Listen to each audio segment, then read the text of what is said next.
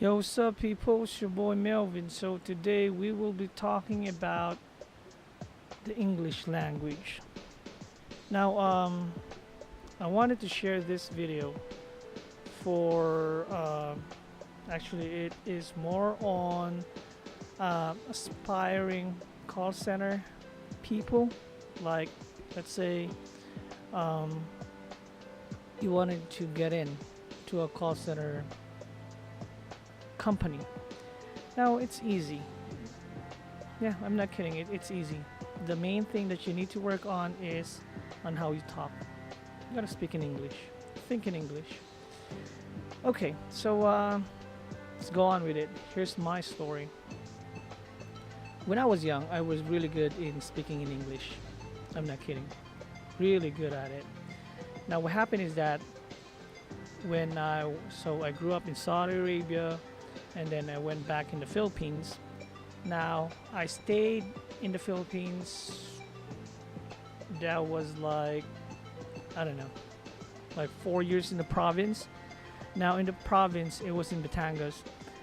We had a strong accent, or my cousins, my aunts, my uncles, has really has a strong accent, Filipino Batangueño accent.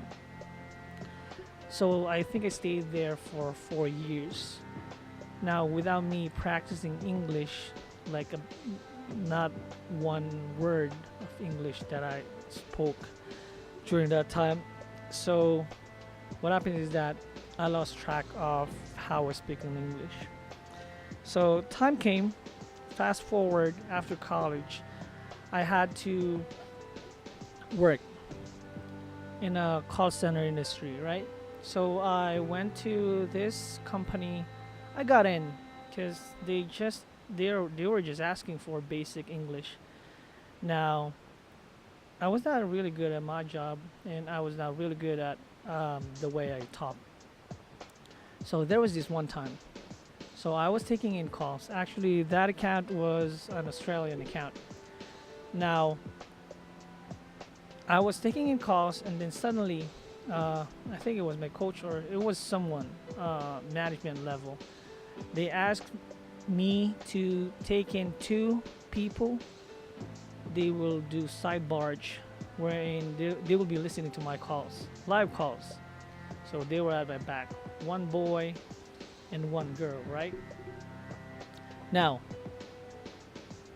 when I was talking to the customer, I was really having a hard time on talking to them because first they are Australians, they have accent, and then remember I stayed like 4 to 5 years in the province, right, in Batangas, so I got the accent too.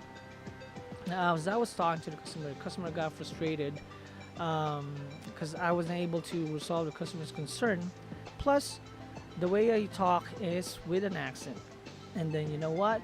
Customer told me, "Can you speak to someone who speaks better English?" I was like, "Come on, that hurts." Come to think of it, there were two people.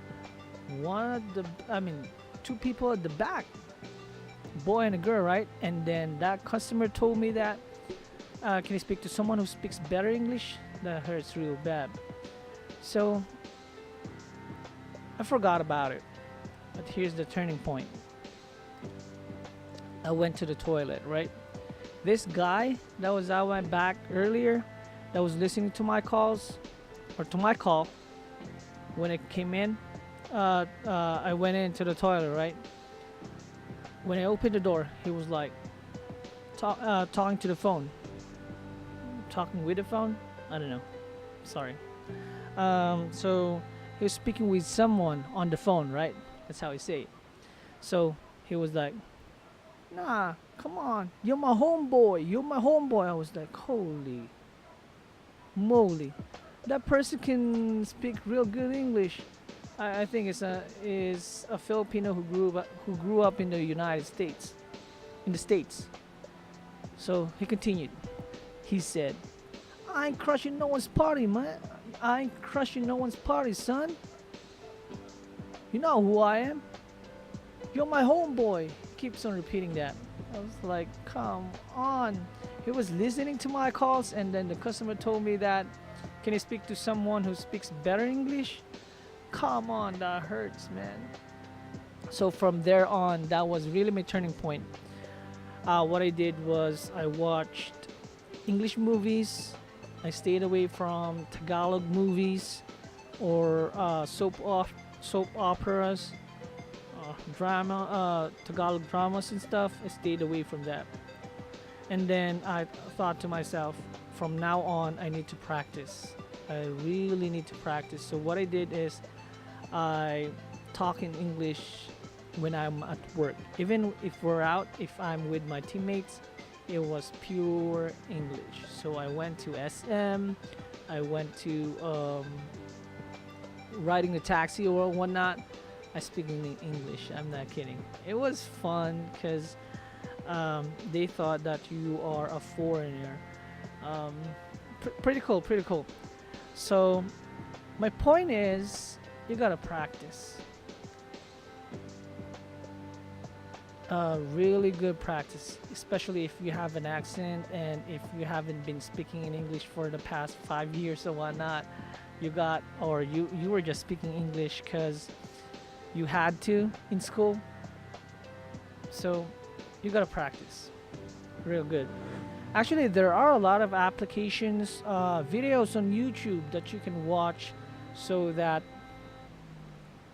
you will be able to um, learn on how Americans do it, or neutralize your accent and all of that stuff. I actually have an application on my phone. This is that is why I speak this way, because it was like Ebonics, like Black American English. It's pretty good. I'm not kidding. The way they say stuff, it's not gonna be like the regular English. It's pretty cool because there's no more. That's how you say it in plain English, right? They say like animal, right? Animal. Sorry, too bad. Animal. Ain't no more. That's how you say it. So for young people, practice English. Read, watch, listen to English stuff. That's my suggestion. And for those people who are like uh, college level or graduates, and you really are not good in English, you better be practicing, because you can use English in a lot of jobs, and it creates opportunity. So that's how it is. So you have to be better in speaking in English, because in the long run it will benefit you. So that's basically my story for today. There would be a lot of stories like this.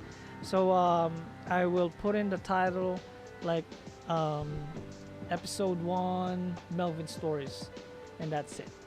So I think that's all for now. Here's your boy Melvin, and I'm out.